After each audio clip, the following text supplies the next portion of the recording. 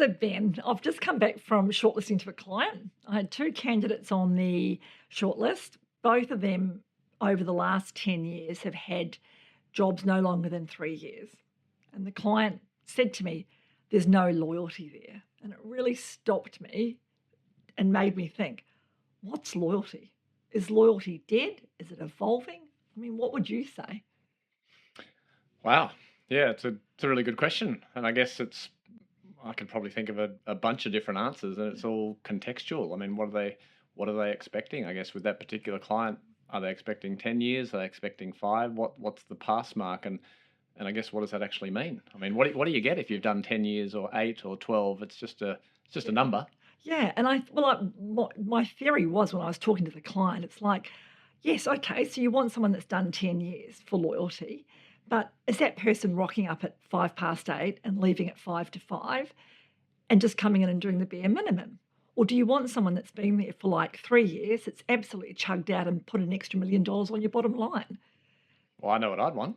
Ex- Easy. yeah, Easy. Yeah, exactly. absolutely. No, to me, loyalty is a really interesting one because it's a two-way street, right? It's Totally. employers want loyal employees, and equally employees want to feel valued where they're working and have some sort of guarantee that the company's going to, keep them in a job, providing that they're performing. So it's very much a two-way street. Do you think your definition of what a loyal employee is has changed from when you started in recruitment to now? 100%. I used to say to people, do 5 years, do 7 years, and then move on. That means you're loyal and it's not a number anymore. Loyalty isn't about the number of years you're in a job. It's about your actions within the job. So what do you say now? If that's what you used to say, what do you advise now? So I would say to the candidate, can you give me a time when you have gone above and beyond in your job? Can you tell me if I was going to ring your manager right now after this interview, what do you think they'd say about you? Yeah, okay. So it's more about what they've achieved and what they've given to the business rather than how long they've been there. Exactly. And it's a two-way streak. Candidates want the client wants the loyalty, but the candidate also wants the loyalty. And I think a really good example of that is I was out seeing another client last week. And as you know, we've just been through a fuel crisis here. The client who has staff that are basically truck drivers, warehouse people, they have 100 in the team, and they decided that to help their staff through, they've given the staff for 6 weeks in a row an extra $30 in their pay packet to help them with the fuel crisis. Really? Now, to me, that is the employer being loyal to the candidate, to the employee. Yeah, wow. That's impressive. You don't hear that every day. I often think that loyalty can best be described or indicated, which is the discretionary effort you're putting in when no one's looking. So if your boss isn't around, there's no one in the office or no one in the Yeah. workplace.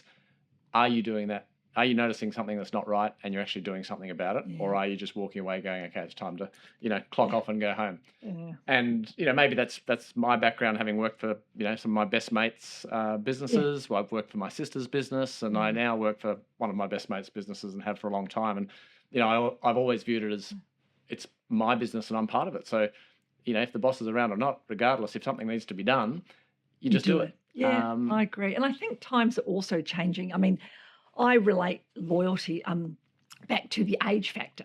So prior to COVID, as you can tell, I'm a little bit on the mature side. You and me both, Felice, you and me both. Prior to COVID, it was really hard if you were sort of over 55 to look at getting a role. Whereas COVID came, we had a massive job boom. Every company was employing, and candidates were scarce, jobs were hard to fill. All of a sudden, that age bracket or that number, they're over 55, they're too old, was irrelevant. It was like, can they do the job? Can they get in and can they help? And I feel that has continued after COVID. I place people every week that are above 55 now and have no qualms. I hardly ever have a client saying they're too old or they're this or that. Well, that's good news for the both of us if we're out of a job anytime. But that's really interesting because, that period after the post-COVID boom was certainly the busiest I've experienced. I'm sure you're the same in our career. Me too. I've never seen it so busy in our industry. Jobs were almost falling out of the sky, Yeah. and the real talent in our industry was how do you find talent? I think that's changed. Do you think that has rubbed off on clients now? So, I mean, looking at going back to the example you gave at the start, there's a hiring manager who clearly values the loyalty and the longevity, and yet in the last 3 to 5 years in the recruitment sector in Australia, anyway, people have had shorter jobs because there's been such a boom. They've been able to get a higher pay rise. They've been able to do more interesting work. They've been able to. They've been headhunted. I mean, we're Totally. doing a lot of the headhunting, so Yeah. we're at the pointy end of this. Do you think a manager like the one you spoke to the other day is wanting to sort of go back in time a little bit and bring back the loyalty, because that shows that you can work through the hard times, you're prepared to stick it out when things get tough rather than just run away and chase the money? Like, do you think hiring No, managers have adapted to the change in the recruitment demand? I yes and no. I think a lot of managers are still looking for that longevity as a number, a tenure. But our job, or your job as an employee or as someone going for a role, is to convince them that you are loyal by actually giving that example. So sitting there saying, as I said, do you want someone that works for 10 years from 8 till 4? Or do you want someone that's been there for 3 years that has put $1 million on your bottom line? Alicia, we've spoken a little bit about discretionary effort and things that, loyal staff will do maybe when the boss isn't around or other people aren't around. What do you think are, on the opposite side of that, some of the things that maybe managers do or employers do that can kill discretionary effort Oh, unintentionally? look, it would have to be micromanaging. Yeah. Someone that is micromanaged is not going to give 100%. That to me is just black and white. Yeah, I tend to agree. And I dare say potentially a lot of those things, if they don't get recognised, 100%. even a simple thank you, it could be. Well, look, I think recognition, everyone, it's not about getting getting money or being thrown things. It can be as simple as someone stayed behind and you drop them a quick text on your way home to say, hey, listen, Ben, thanks so much for staying behind and helping with that. Or the next day, look, thanks, Ben, I really appreciate you getting that report out. How about I shout you a coffee? Yeah. There's simple little things that employees absolutely love. Recognition is not sitting there making a great big grand statement and giving you a trophy, which, yes, it can be, but giving you that trophy and $1,000 bonus. It's actually just recognising people on a daily basis. Yeah, and the different people like different things too, don't they? Some like the public recognition, Totally. and some like it more privately and just quietly acknowledged and don't like to be the centre of attention, but still value the value the recognition. So 100%. I think employees generally want to have that feedback. And again, that's where an employer can bring the loyalty of the staff along, bring that along with them. But it's always got to be that two-way street. Is loyalty evolving? Yes, it is. It's not about tenure. It's not about just the money. There's lots of other things. Is there the flexibility in the role? Is there career growth in the role? These may all encourage loyalty. Yep, totally. Something that the universities I think do really well, and I know some high schools and things do it really well, and that's tapping into their alumni. Do you think that employers do that particularly well when it comes to clients you've dealt with, for example, that make a proactive outreach to former staff to keep them engaged and have them as advocates for their business? Some of the bigger companies do. I mean, I know some of the big mining companies, they have a great alumni that they move around.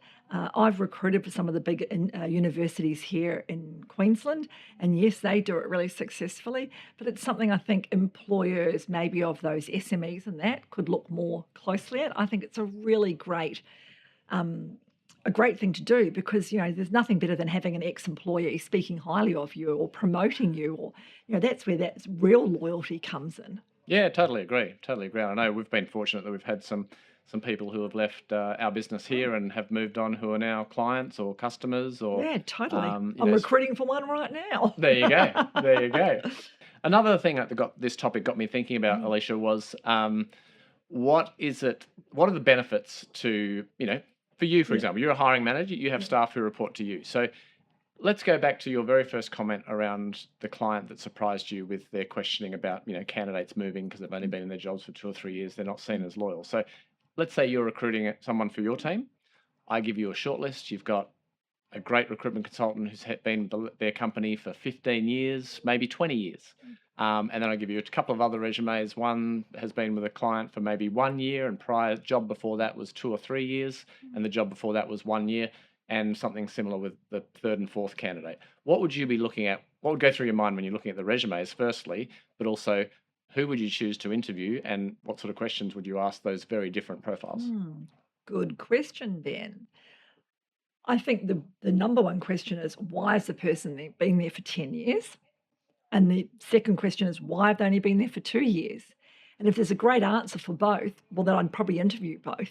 But if they're umming and ahhing and saying, oh, I was there for 10 years because I felt really safe in my job and the GFC happened and then we went into the global then we went into the oil crisis and then we had this, I'd be thinking, you were just wanting to get that paycheck every week, so maybe not. The person that was there maybe for every 3 years moved, I'd be saying to them, so, why were you there for 3 years? And if they had that valid reason, and that could be a myriad of things, I'd be like, okay, great. Or if it was just like, look, I didn't really like my manager, so I moved on. And the next one, look, my team, they weren't really engaging. And the other one, it was just too far to travel. Well, then again, no. So I think it's got to be the reason. And that's what it's so hard when you're looking at a paper. Because as you know, I reckon 90% of resumes I see today are AI generated. So I'm looking at them and thinking they say exactly what I want to see, but you actually have to meet that person to discuss, are they a good candidate? Will they be a good fit? And are they loyal? Mm. You No, know, yeah, totally agree. Great points. I mean, they could all have something very valid to offer, and it depends what what it is that you're looking for. There's pros and cons both ways. The 10-year, 100%. 20-year person, might bring stability, strong level of Yeah. resilience, proven track record of high performance, which is why the But employers wanted to keep them. in saying that though, Ben, I have found, and this is over my 20 years of recruitment, um, that people that normally do 10 years in a job, when they leave, whether they're made redundant or they decide it's time to move on for whatever reason, they normally have 2 or 3 very quick stints afterwards Yeah. because it's very hard for them to get comfortable. So I often say to people that have done 10 years, 15 years in a company, contract for 12 months, because it is so different out there in the big world from where you've come from. So again, putting your hiring manager hat on, let's say that you're interviewing somebody now who's been in a job for 10 years, then they've had a 6-month job, an 8-month job, a 3-month job. Now you've got the resume. Does that change your perception of them? 100%. I'm looking at them and going, Positively or negatively? positively. I look at that and go, great, they've done their stability, they've had a little play in the market, they're ready to settle down again. That's interesting, because I think many hiring managers might look at that and go, ooh, they haven't been able to find a home where that's it. They're trying to find what they had and they can't find it again, so they're going to be a flight risk. I want to hire a permanent person who's going to be with us for the next 5 to 10 Yeah. years, but their last 3 No, jobs have see, been I less than a disagree year. with that. Totally Yeah, interesting. disagree. But then again, you and I recruit in very different areas.